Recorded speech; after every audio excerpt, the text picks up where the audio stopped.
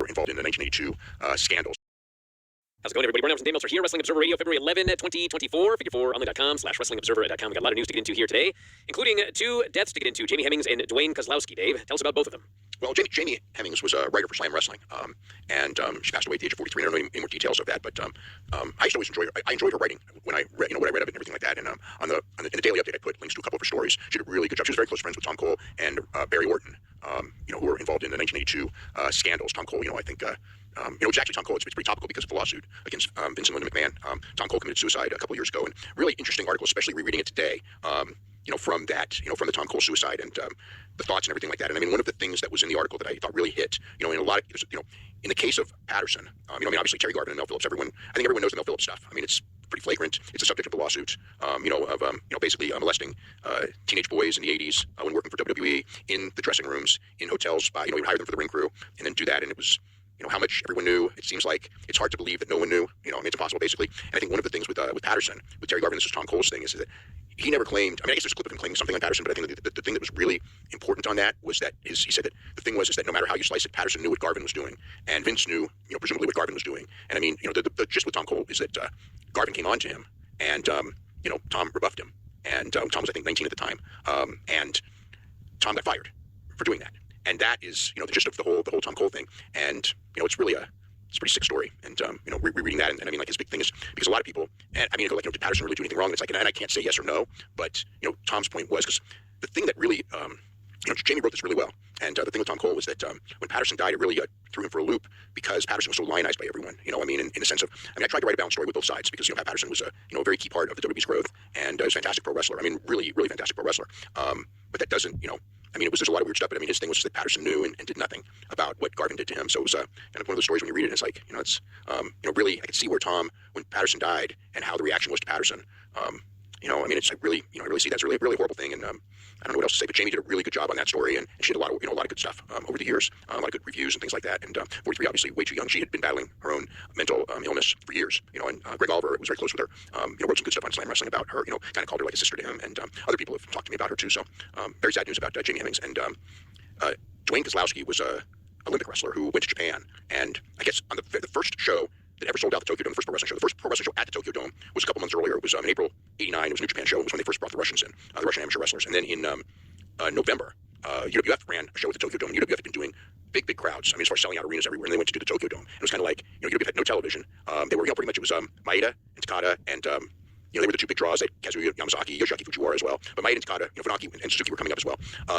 But they were not established at that level yet. So it was pretty much Maeda and Takada were going to be the 2 big matches. And Maeda wrestled Willie Wilhelm, who was a judoka from European judo champion. And then they brought in Kozlowski to wrestle Takada. And they sold out the Tokyo Dome in 3 days. First day they sold 40,000 tickets. It was the largest gate up to that point in the history of pro wrestling. It was almost a $3 million gate. And so Kozlowski came in, and the basic thing with Kozlowski, the Kozlowski brothers were they were 2 twin brothers from South Dakota who they were college wrestlers and college football players, and very good, Division III, but Dwayne was Division III All-American football player and a national champion college wrestler, and Dennis was an even better wrestler of the 2. And Dwayne, after, he kind of started a family and everything like that after college, and then Dennis continued in wrestling, and Dennis became, Dennis was one of the probably 2 or 3 greatest Greco-Roman wrestlers in the history of the country, probably Dennis and maybe Erline Gardner, perhaps, because Gardner did beat Carellin, so, you kind of have to put that in there, but he came later. Dennis was so when Dennis went to Greco-Roman, and his coach was Brad Rangans, who was a former pro wrestler as well, at the time still a pro wrestler, and also, Brad Rangans was a great Greco-Roman wrestler who could have medaled in the Olympics in '80, but we boycotted. So anyway, he trained Dennis. Dennis brought Dwayne back and said, be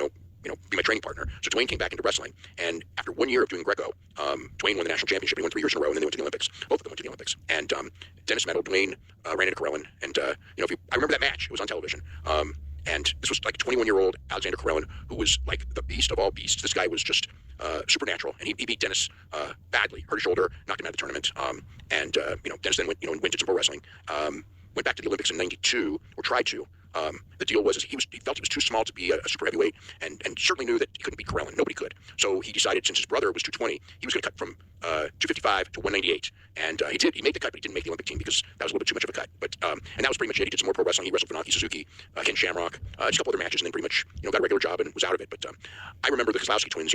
They were Vern would put them on the AWA show because Vern was helping sponsor them, and Vern saw them. 2 good-looking guys, good bodies, clean cut, Olympic wrestlers, big guys, good-sized guys, and football players, the whole bit, everything Vern, wanted, and Vern really saw something in them. But by the time, I believe that if they had come 10 years earlier, they would have been superstars in the AWA. Vern would have, brought them in and gone to the moon with them, with their background, especially being, University of Minnesota, there's Minnesota Morris, but Minnesota, they were in the Minnesota area, so Vern would have gone, all the way with them. But by the time they were done, with the Olympics in '92, the AWA was no more, so there was no place, for them. I mean, they could have tried somewhere else, but I don't know if they would have gotten the same, they might have been able to make it. They had a great look. Dennis was in the UWFI, and everybody kind of raved about Dennis's potential, but he got out of it as well. He never really did much in pro wrestling. They did it for they just matched in Japan. That was pretty much it. But 65 years old. So I don't know more details than that. But it was very, they were great amateurs. And when they did wrestling in Japan, Dwayne's first match was a real big deal, and almost every match Dennis had was something of a deal as well. Well, on the subject of Japan, ongoing right now is the New Japan New Beginning in Osaka 2025 show, and we watched a portion of it before we went on the air. The Young Bucks and Naito and Hiromu are in the ring right now. We won't do spoilers if you haven't seen it yet. Yoda Tsuji, Gabe Kidd, and Zack Sabre Jr., Hiroki Goto still to come. I think this may be it for Zack tonight. Do you? I do. There's a lot of momentum on Goto right now. I'm sure they're going to have a classic match either way. Well, they better have a damn classic match. They want to have a better match than Takeshita and Boltin Oleg. Oleg Boltin. Yeah, that match was great. It was exactly call him Oleg Boltin. Yeah, because that's his name. Boltin Oleg. It's because in Japan, they say, with Russians, they say the last name first. I know. Everyone calls him Boltin Oleg now. Well, that's like when in Japan they used to call him Emelianenko Fedor and Emelianenko Alexander. Yes. But his name's Fedor Emelianenko. Well, you have to call him Boltin Oleg now. Because You're the last of a dying breed here, Dave. No, that's his name. His name in amateur wrestling is Oleg Boltin. Look it up. I know that's his name, but now he's Boltin Oleg. He's only Boltin Oleg in Japan because that's where he's wrestling. Yeah, but in Japan, that'd be like saying that, let's say, Hiroshi Tanahashi's name is Tanahashi Hiroshi. Because that's how they do it in Japan. Or Fujinami Tatsumi. I mean, it's like, I used to go through that all the time, Like, if it's a fake first name, like Antonio Inoki, it's Antonio Inoki. But if it's a real Japanese name, you do the last name first. That's how they do it in Japan. However, we're in the United States. So his name's Oleg Boltin. His name in Russia was Oleg Boltin. They say Boltin Oleg because that's what they do in Japan. It's a completely different thing. That's not his name, though. Is that so? That's so. Look up amateur wrestling. I don't care about amateur wrestling, but I'm looking up the lineup on the New Japan site. And it says here, Boltin Oleg versus Konosuke Takeshita. They didn't do Takeshita backwards there. So it says right there, Boltin Oleg versus Konosuke Takeshita. Yeah, but his name is Oleg Boltin. I mean... You can fight with them about it. I don't care. I mean, like, okay, they announced him as Boltin Oleg, and when the Americans talk about him, like if you listen to Clark Connors, he called him Oleg Boltin over and over again. Well, somebody swung that guy up. Walker Stewart didn't. Yeah, because that's how they indoctrinated him as Boltin Oleg, because that's what Chris Charlton called him when they first started, and that's the name that the announcers are using for him, but his name's Oleg Boltin. It says right here on this graphic, Dave. I'm looking at a giant graphic right here. Look at his Boltin Oleg versus Konosuke Takeshita. Look at his record. Look at his name. Look at Wikipedia for his name. Yeah, Wikipedia says right here, Boltin Oleg versus Konosuke Takeshita. I'm looking at it right here. For the man? No. God, look at his I know that's his name, but like... Okay, well, that's the point. That's his name. It's like... Well, Matthew Jackson's name is Matthew Massey. I don't sit around calling him Matthew Massey when he's in Japan. Call him Matt Jackson. This is a ridiculous argument. Well, why don't you tell me how awesome this match was then? That's all people really care about. The match was great. If there's a better match than this on the show, I want to see it. Yeah, it was a great match. They had a match in G1 that was similar. It was really, really good. I think the G1 match might have been better than this one, but this was a great match. The thing with Takeshi's just an awesome wrestler anyway, and Boltin is he's got a lot of fire, and he's got this thing because he's such a tough guy, and he's just like he's the Russian Ishii. He's more just like a we call it like a she, but he's just like this rock solid guy who is a super powerhouse. Very, very strong. Yeah. It's more like just like a Russian amateur, more like Hashimikov, when he wrestled there decades ago, similar to that.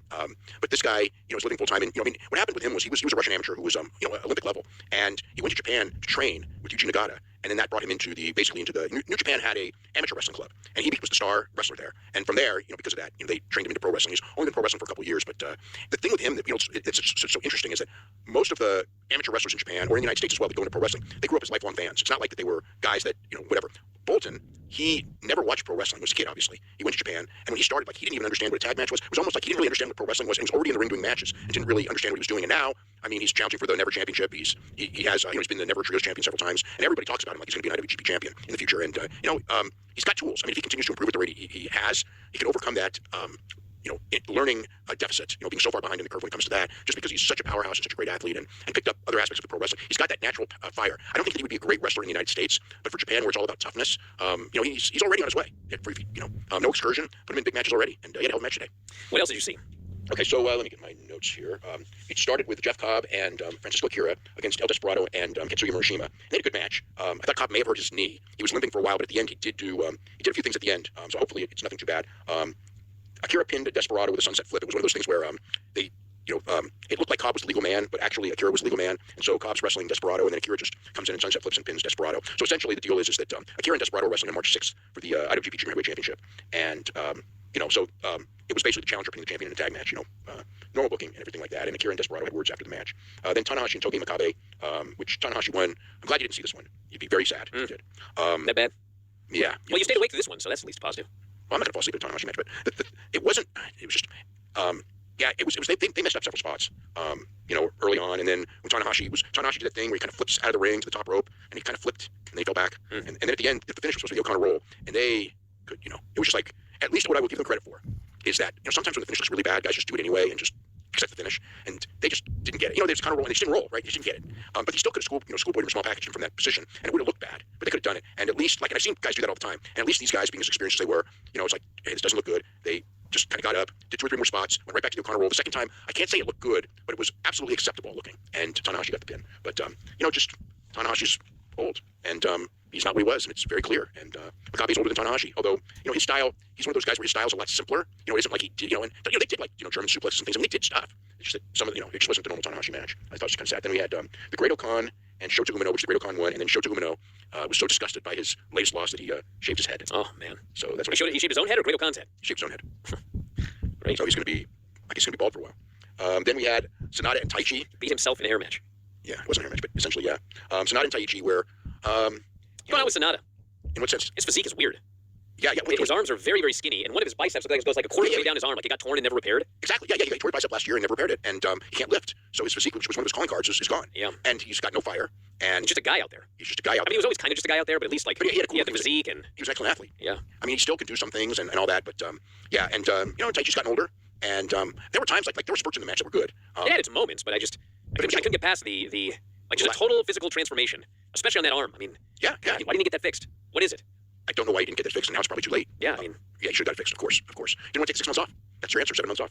But yeah, he's not the same, and this is like a big grudge match, but it just didn't it didn't feel like a big grudge match. He had decent heat by the end, but it wasn't like a blow away. It wasn't like the reaction for the Takeshita Golds match. Well, the match wasn't even close to that anyway, so yeah, and then it was like one of those things where, how many times was the ref distracted in low blows? I mean, almost the comedy thing. I mean, like, there were so many low blows, and then there was a spot where the ref was down, and Sonata grabs Taichi's leg, and, picks it up to where, and the ref is turned around, and the ref sees, him kicking him in the crotch, except he didn't kick him in the crotch. It was Sonata, pulled the leg up trying to get a DQ, and the ref didn't DQ him, but that led to shenanigans. But anyway, Sonata ended up, using an low blow behind the ref's back and the deadfall and got the win. The match was actually all right and good in certain spots, but for a big grudge match, because they shot the angle where these guys turned months ago and then did nothing with it. Although they wrestle every night in the tags at the house shows, and then Taichi was left laying. They beat him down.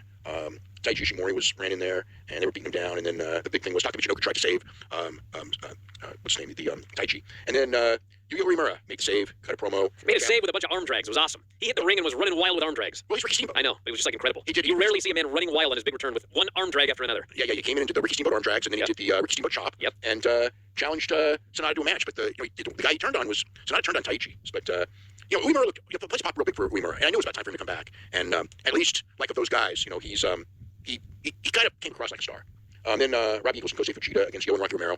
Good match. Really good match. Yeah, I mean, these are 4 pros. Everything looked good. Robbie Eagles is fantastic. Fujita's fantastic. Rocky's, really, it's actually a real good match. And then, what was the deal? Fujita...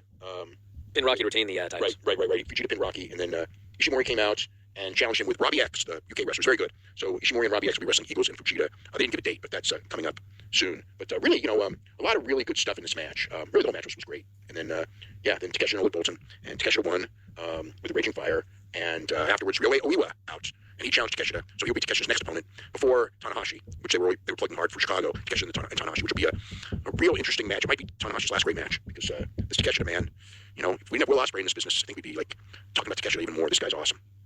All right, so also we haven't seen the match yet, but Naito and Hiromu won the IWGP Tag Team titles from the Young Bucks, and basically the review was they did the best they could, but Naito can barely do anything. Yeah, I know. Yeah. So, all right, well, we got 2 other matches coming up later on, probably be done by the time we get done with the show, but we got other news to get into here today, so we'll review those 2 on Wednesday. AEW releases. Who's gone? Well, Malachi Black, I think his contract expired. Ricky Starks and Miro were both released. Obviously, they hadn't been using any of the 3 for a variety of reasons. Largely because they were leaving, and if someone's going to leave, Tony's not going to use them. But he was paying them, and I guess the idea is didn't get any reason why this happened now as compared to months ago, because he hasn't used these guys in forever. Especially Miro hasn't been used since 2023, and he was hurt before that. So it was just he got hurt when he came back. They had creative differences, and they just didn't use him. So he's been under contract for 2 years practically. I feel like they had creative differences from day one. Well, he didn't want to lose. That's a creative difference. Yeah, and Ricky, Ricky was just never released going to WWE, so they just figured if you're going to go, we're not going to use you. And but Phoenix was not released, at least not as of this afternoon. I don't know what makes Phoenix different from the other 2. I can't give you a good answer. In the end of the day, if you're on the in a wrestling war, if the situation was reversed and it was WWE and these guys wanted to go, I mean, one thing they would drop them out, but the other one is if they wanted to go to AEW and they were under contract for a long period of time, the answer would be that WWE would let them go. So I think that the idea of Tony playing the same game, now he's trying to be nice, but it saves some money. Especially I know Miro had a big money contract. Black had a Black's deal pretty much was expired anyway, but Black had a good contract, and then Ricky Starks, I'm not sure. I'm sure his contract was good too. But there's the deal. So I presume that Ricky Starks, I would almost be certain in WWE. Black, I am certain. And Miro, I would just say I expect, but I cannot say I am certain, but I expect it. The CMLL Valentine's Day show.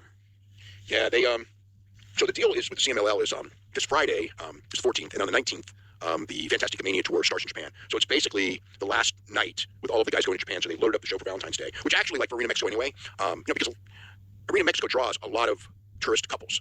You see it. They do the kiss cam like on every show, and you look at it's it's American and Mexican tourists that are there to see the show, and so they're loading up the show. They'll probably get a really big crowd. It's Mystico and Titan and Atlantis Jr. against Averno, Cavernario, and Volador Jr. Basically, the show is all the guys who are leaving for Japan. Will be gone for a couple weeks. Ultimo Guerrero and Hechicero have singles, which will be, I believe, like the second singles match they might have had with each other. And then Mascara Dorada and Templarios tag team against Soberano Jr. and Zandokan Jr.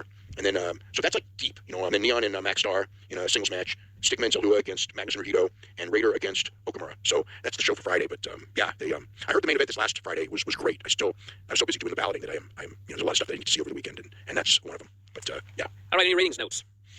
Just SmackDown number came out. Super Bowl did 126 million viewers, all-time record, largest audience ever watched television show in the United States. That's the preliminary number. Well, actually, the real number won't be out till tomorrow, but that's the estimated number.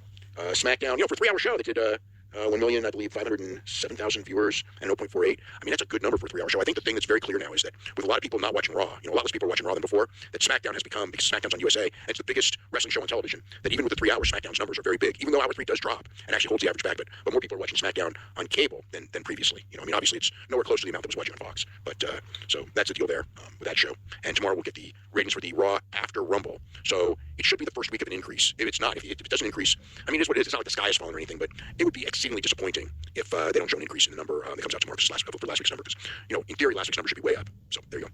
All right, we got shows over the next couple of days. NXT is tomorrow with Tony D and Ridge Holland in a cage match for the NXT North American title. We got Bayley versus Cora Jade, Tavion Heights and Miles Bourne versus Hank and Tank versus Briggs and Inamura in essentially a number 1 contenders match for the tag titles, and Lexis King versus JDC, the former Fandango, for the Heritage Cup, and apparently a normal match for the Heritage Cup. Mm-hmm.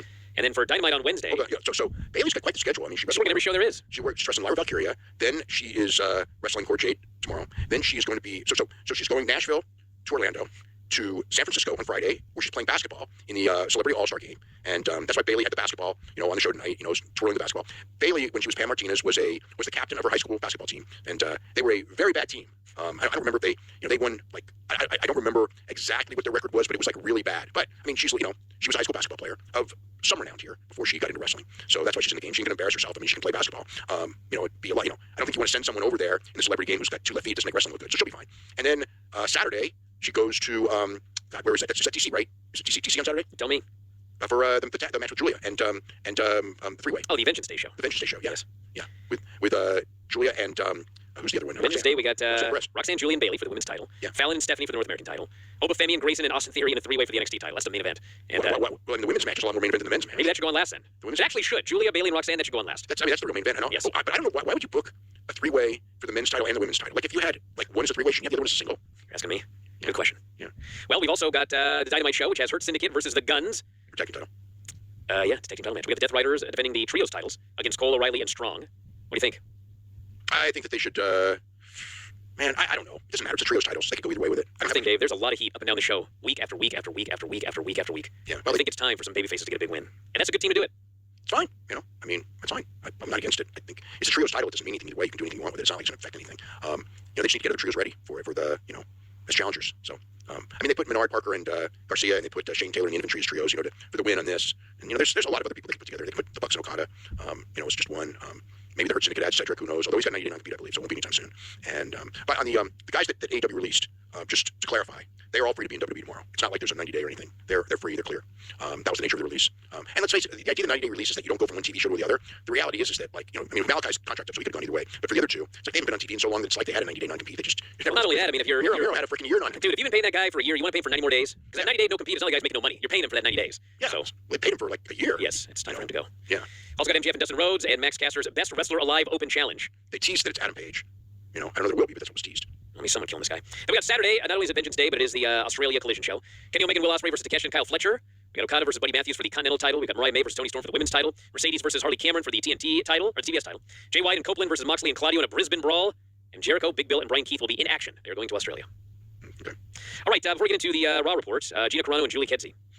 Yeah, today's the 18th anniversary of that fight, and so there's been a lot of social media in the MMA world about it, including people who, with the benefit of hindsight, have kind of figured out that, like, I don't want to say this was the most important match in history. As far as the U.S. goes, I think that Dark Side of the Cage actually just did a feature on the first season of Ultimate Fighter, and it's one of those ones where I'm watching, I'm going like, oh God, they should have talked to me, because it had every myth out there. That it's like these myths that become truth, even though they're absolutely not true at all. And one of them was that if Forrest Griffin and Stephan Bonner had not had that incredible fight that they had, that UFC would have died. And it's like, that first season of Ultimate Fighter did great ratings. They were going to get a second season. It actually had already been announced. The contract had not been signed for the second season. It was actually signed right after the fight. But they had already announced the second season before that fight happened. It was publicly announced because this first season had such good ratings. So, the idea is that, if it wasn't for Bonner and Griffin, Dana would be out on the street, and they'd have, the company would have folded. And it's like, it's just not the case. But it's a good story, and that's a story that they told. But I will say that the Griffin Bonner fight was probably one of the most important fights. This one, the Carano Ketsi, is on the women's side, and I think that eventually it would have ended up as it did, just as if there was no Griffin Bonner fight. It would have ended up as it did as well. Might have taken a little longer. I think the Griffin Bonner fight made a lot of people fans and sped up the the rise of UFC with the big pay-per-views and everything like that. I think it's a very important fight. So this fight, it's possible. If this fight didn't go well, women's MMA would have been delayed for years. And I don't know that Ronda ever gets into MMA, which was obviously the real turnaround and the real, with no Ronda, there's no women in UFC because, Dana White Lorenzo Fertitta, they were adamant no women would ever fight in UFC.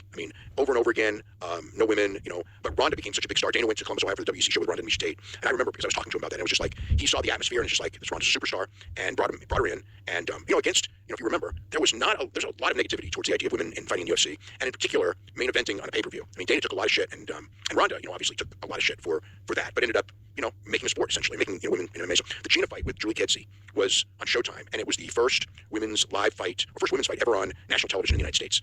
And Showtime did not want this fight.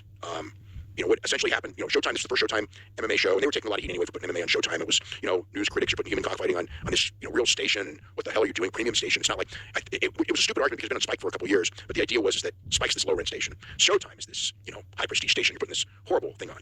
And Gary Shaw, who was the promoter, he saw the two big fights as Frank Shamrock and Renzo Gracie, which was the main event, and Gina Carano and Julie Kedzie, because he saw Gina Carano was a superstar, which we all did. Gina had fought in San Jose, and the crowd just loved her. It's like one of those things where you go like, it didn't take great perception to watch Gina Carano in San Jose and go, this woman could be a superstar.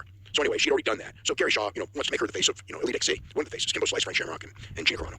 And Showtime was just like, no way, can't do this, can't put women on Showtime. And Gary Shaw was like, we have to, you don't understand, she's going to be a big star. It's not a lot, a lot of people have a lot of negative on Gary Shaw, and for good reason. However, Gary Shaw was very important in because of this thing. He just, basically, with Showtime, he made a deal. And it's just like, we'll put them in the opener, okay, not in the semi-main, because they didn't, we'll put them in the opener. If it doesn't go well, I will never ask for another women's fight on your station. And then they told him, it's like, you don't have to never ask, because if it doesn't go great, we are never going to allow a women's fight on the station. It was the lines were drawn. And Gina Carano and Julie Kedzie tore down the house. And Showtime still, even after that, I remember one time when they had, what was it, not WC, but what was the group show? Strike Force, right. And Ronda was fighting for Strike Force, and there was a show, so nothing happened in the show. And Ronda was the biggest star by far on the show, and Ronda was the only one doing any media, and they wanted to put Ronda in the main event, of course, because she was the biggest star, and they still said, no women in the main event. You cannot put a woman in the main event. So Ronda had to be, I think she was in the semifinal on the show that, whatever. But, Gina and Julie Kedzie had this 3-minute fight because the commission wouldn't let women do 5-minute rounds for some God knows what reason. That's the same thing in San Jose, too. When they started, the commission would not let the women do full 5-minute rounds. It's like, and it's like, this is like, not that many years ago. But anyway, all turned out well because Gina Carano and Julie Kedzie tore the freaking house down. And because of that, when they went on to CBS, when Elite XC got on CBS, and Gary Shaw said, we want Gina Carano on every CBS show. CBS is damn right you do. You know what I mean? It's like, Gina Carano and Kimbo Slice, we want them on every fucking show. So that was the fight that did it. And Julie Kedzie, I remember she wrote a really nice story about the fight and a lot of her thoughts and things like that. Very interesting story that she wrote. You can look it up. And the interesting thing, it was a close fight that could have gone either way. And Julie Kedzie pretty much realized that her losing was by far the best thing for the sport, because if she had won, she could not have been Gina Carano. It just was not going to be. And the greatest thing for the sport was that Gina Carano won that fight. It was really interesting. It's like, I realized that, like, I couldn't be, it was the best thing for the sport that I lost. I didn't go there to lose. I didn't want to lose. I thought for sure I was going to win. But, it all ended up for the best. So, anyway. Yeah, and also today's the 22nd anniversary of the death of Kurt Hennig, 41st anniversary of the death of David Von Erich, two big stars in pro wrestling who both died very young. We got our show here. It is still 10 hours, which is like, I don't know what it is, only a half hour, but man, this is so much easier to watch than that SmackDown show. Yeah, also, though, they have a lot more depth on the Raw side than the SmackDown side. Yes. And they make it, and it's very clear Raw is the A show. Like before, even last year, like SmackDown was kind of the A show. It had Roman Reigns and Cody and everything. And even though Cody's still probably the biggest star and he's on the SmackDown brand, it is just very clear that Raw is the A show. And even though SmackDown's the show in the United States, has a lot more viewers. Well, this was the third show in a row that opened with Jey Uso coming down and doing his entrance, and the people go nuts and they yeet, and then they do an encore. But this time, Gunther attacks him and in the middle of it, which is great. That was great booking, by the way, of Gunther attacking him in the middle of the encore. I thought that was just really clever. Gives him the big suplex on the announce table. Jey fights back, gets shot to death. Gunther kills him. They send all the guys to break it up, and as Gunther is leaving, Jey grabs his mic. He says, maybe I shouldn't say this, but you and me, WrestleMania. And Gunther's furious, and he storms into the ring, and Jey knocks him off the apron, hits a big running dive on Gunther and all the guys outside. Very good opening segment. Oh, yeah. And I did love, they don't play the announcers. I mean, the announcers sometimes will say something stupid, but they don't play them as idiots. And the announcers saw Gunther coming when Jey did not, and they're screaming at him, turn around, turn. It's too late. He gets jumped. So I like that little detail. Maria's backstage. She says, Liv, if you make it to WrestleMania, you deal with me then. But now everybody's waiting to find out who Charlotte's going to pick. Io and Dakota walk up. Io says, you cost me my shot at WrestleMania. I'm coming for you. And Rhea says, I'm looking forward to it. Which led to an angle later where Rhea basically said, I don't have to do this, but I want to do this. 3 weeks. The Raw after Elimination Chamber. It is Rhea versus Io for the title. So I guess that means that it's not going to be Rhea against Io at WrestleMania. That's what it looks like. I mean, that doesn't guarantee it, but it feels that way. Too bad Io's not freaking on fire. I mean, she's like the best woman in the entire company. Well, we had Io and the returning Dakota against Liv Morgan and Raquel. And real good match. Real good match. Dakota back from injury, and we get another injury. This time, they did a spot where Raquel ends up, she grabbed Liv in a powerbomb position, but hanging. And she starts swinging around and hitting the other women with Liv. And it's a total accident, but Liv just ran face first into Dakota's elbow. She gets busted open on the temple. Big cut. She's bleeding everywhere. And she ends up, we got this awesome chance, a lot of big near falls. And then Io gets a hot tag, gets a big move on everybody, stomp on Liv, kicks her head off, moonsaults her, and pins her. The match did get off to a rough start because Raquel, I don't know what it was, but Raquel and Dakota working together. It was not working out well. There were a lot of rough starts because the Rey Mysterio Logan Paul match had a rough start, and the Bayley Lyra match had a rough start too. But they got him. Yeah. This is a good match though. So the deal looks like, because it looks like Liv and Raquel are, they already beat the champs, so they're getting a title shot. Yes. So it looks to me that they're going to probably win the title, and that this sets up Io and Dakota for a championship match. So good booking. It's like you would look at it and go like, if these two just beat the champs in a non-title match, what are they doing losing? And in fact, if this goes nowhere, we'd be right. That would be terrible booking. But I actually think that this is logical booking. That doesn't look logical unless they win the titles. If they lose the titles and they've lost before, then it's kind of like whatever. Doesn't matter. That's the one thing about this booking now is it doesn't matter. It's again. Well, it doesn't matter. If you book like shit, people are gonna stop caring. Yeah, but it's the women's tag team championship. The only belt that's going to mean anything are the world belts. I mean, you can book the prelim belts like shit. It's not going to change business. Well, they are booking the prelim belt like shit because the next match was Lyra and Bayley in a chamber qualifier, and Bayley pinned her. Yeah. And I wouldn't normally care that much, except Lyra won the women's Intercontinental title a month ago. This was her first singles match since winning the title. She's had 0 matches outside of the Royal Rumble, and she just got pinned. So what do we even need this belt for? I mean, if you're going to have the belt, like, you got to do something with it. Like, someone should win and then have challengers or whatever. Well, they have other things going on, number one. They have other things going on that are more important, like Jey Uso and these other literally by saying that, you're well, the only reason they don't need this belt. Well, we don't. The only reason they have this belt is because they wanted a belt on Chelsea Green. And to put a belt on Chelsea Green, the U.S. title, and they wanted to add 2 more belts. If you add the belt on SmackDown, therefore you have to add the belt on Raw because it's got to be balanced. So they had to do it for that reason. Now, do we really need Well, they didn't have to because they didn't do it for the women's tag titles. That's a title that goes from brand to brand. They very easily could have done that with a secondary title. But it's a secondary title. Why would you have a secondary title go from brand to brand when the primary title doesn't? Doesn't make sense. Because we don't need 2 belts. No, we don't. It doesn't have to make sense. It's just... well, we don't need 2 belts. I mean, it's overkill, but every promotion is overkill when it comes to belts. Yes, of course, we don't. But they, and this tells you right there, like, if this belt meant something, she shouldn't lose her first match right after winning the belt. And then when she lost, did anyone go, oh, Bayley should be getting a championship match next? No, because they immediately went to someone else asking for a championship match. Yeah, I denial. Yes. Yeah. So it's just something. It means, it's a belt that's a preliminary belt, means nothing. And just something, keep people happy, whatever. Ludwig Kaiser did a promo and on Penta, and Pete Dunne ends up walking up and he goes, I'm going to show you what I can do to Penta next week. I'm going to break him. Kaiser said, well, if that's the case, he's all yours. And Pete says, all right, stay out of my business. So something's happened with these guys. Presumably they're forming a team, would be my guess. We had AJ Styles coming out for a promo talking about the last time he was here. He was all excited to come back, his old stomping grounds, and he immediately got hurt. He actually said doctors told him it could be a career-ending injury, but he came back and he's ready to go. He has a long to-do list. Dom and Carlito come out. They get tremendous heat. And AJ says, I know who you guys are. Dom goes, things have changed. AJ goes, you're right. I don't see Damian Priest. Don't see Rhea Ripley. I just see a guy in purple skinny jeans, and you, Dom, a guy nobody likes. And they end up going back and forth. AJ ends up hitting Carlito with a forearm. And it was a good, simple segment. Sets up AJ versus Dom for next week. And by the way, I was wrong about AJ. That dude ripped off his shirt. He is gigantic. Yeah, he's huge. Gigantic. As soon as I saw him, what I thought? I thought, oh, now I know why everyone's getting hurt in WWE. Well, that's not a good thing at that age. No, you should be lighter. Yeah. When you get older, you should be. Look at fucking Randy Orton. Well, yeah, and he's... Look at Dwayne. These guys are like Dwayne Johnson when he played freaking line in college football, when he was in his early 20s, and he played the line. He was lighter than he is now at 52. Yeah, he's insane. Yeah. Randy Orton was like... Randy Orton looks like Brock Lesnar now. Yeah, Randy Orton was like 235, when he was in his 20s, okay? Now he's in his 40s, mid-40s, 44 years old, I believe. And he's, by his own words, 285 pounds. And he's probably gotten up to 290 at certain points. I mean, it's like, and it's like 290. It's ridiculous. It's like he was next to Drew McIntyre, and he made Drew McIntyre look small. We had Jack interviewing Seth, and he said, I feel great. We're in Nashville, and Jay's decided he's taking on Gunther for the world title. That means all eyes are on Cody Rhodes. I'm going to win the Elimination Chamber. Finn Balor shows up. They're facing off next week in a Chamber qualifier, and essentially Seth tells him, I got business to take care of with CM Punk. Lou sends a tie up with Cody. You're standing in my way. Next week you won't be standing at all. We had the War Raiders versus Alpha Academy for the tag team titles, and this match was good, but goddamn, they had a stupid finish. What a bad finish. The War Raiders are going for the War Machine, but Julius, who granted is a heel, but he's also a challenger for the tag titles, hits them with the belt for the disqualification. Yes, right from the ref. Yeah, they got themselves disqualified.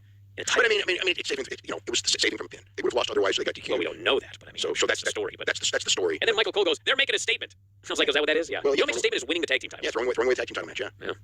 Carlito's selling his head backstage. Nobody in Judgment Day cares. Finn walks in, starts yelling at everybody, and Dom ends up saying, "You know what? Liv's already qualified for the Chamber. Raquel qualified, or she will qualify next week. They got a guaranteed tag title match. Everything's gonna turn around." And Dom says, "Well, I'll take care of AJ next week." And Finn says, or Dom says he'll take care of AJ. Finn says, "Could you take care of him? You finish him off." Dom said, "Fine." And he goes, "You know what? Maybe we should add a new member. We're a guy short without JD." And Finn said, "No, there'll be no new members. I'm gonna fix things around here." They need a member, by the way. You've got to beat Seth and go on to become the champion. They need a new faction at this point. Yeah. I mean, we're beyond that point. AJ, do you? You know, it's like, I mean, I guess because Priest was getting popular, but it is one of those things where Priest has lost a lot not being with those guys.